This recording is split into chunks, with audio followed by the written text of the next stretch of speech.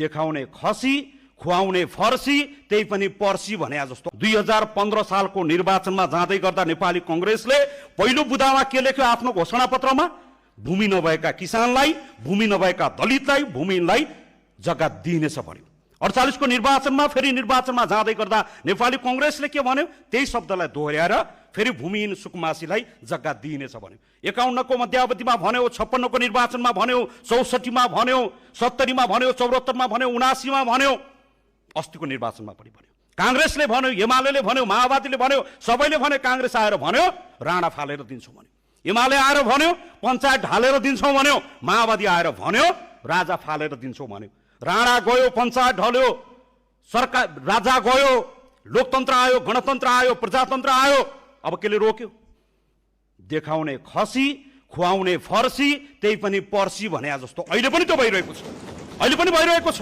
अहिले पनि मैले यस्तो देखिरहेको छु, विशेष गरी बाँके 3 नम्बर क्षेत्रमा जहाँ भूमिहीन बसेका छन्, जहाँ सुकुम्बासी बसेका छन्। 2 मिनेट मैले यो महत्त्वपूर्ण विषय भएको कारणले गर्दा मलाई 21 मिनेट समय दिनुस्। म यो समय लिन चाहन्छु। आज यो सम्मानित सदनलाई, यो घरले, यो थरले लामो समयदेखि यसको प्रतीक्षा गरेको छ।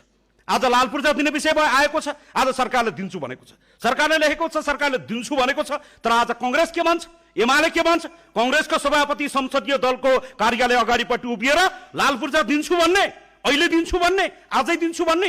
गरिबहरूलाई लाल पूर्जा दिँदै गरेर कांग्रेसले विरोध गर्ने भन्ने हुन्छ, एमाले विरोध गर्ने भन्ने हुन्छ, माओवादीले विरोध गर्ने भन्ने हुन्छ। अहिले मानिसहरूले बजारमा यसो कतै कता हुइया फैलाएको देख्छु। कांग्रेस यो राष्ट्रसभाको सभापतिले त छाती थाप्छु भन्नुहुन्थ्यो, खगेन्द्र सुनारले बाँके 3 नम्बर क्षेत्रमा छाती थाप्छु भन्थे, कहाँ गयो भनेका छन्? रवि लामी छाने अहिले पनि छाती थाप्न तयार हुनुहुन्छ, गर्दन थाप्न तयार हुनुहुन्छ, काँध थाप्न तयार हुनुहुन्छ।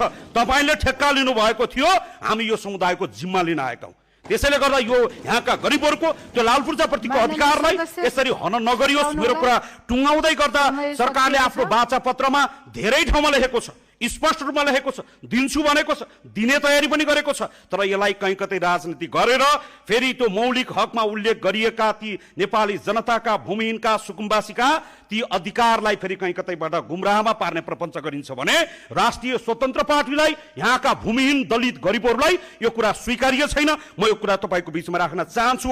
हामी काँध हाल्न तयार छौं, हामी यसको जिम्मा लिन तयार छौं। यति कुरा हामी तपाईको बीचमा राख्न चाहन्छु र यो अवसर दिनुभयो यसको लागि सम्मानित सदनलाई हृदयदेखि नै आभार प्रकट गर्न चाहन्छु।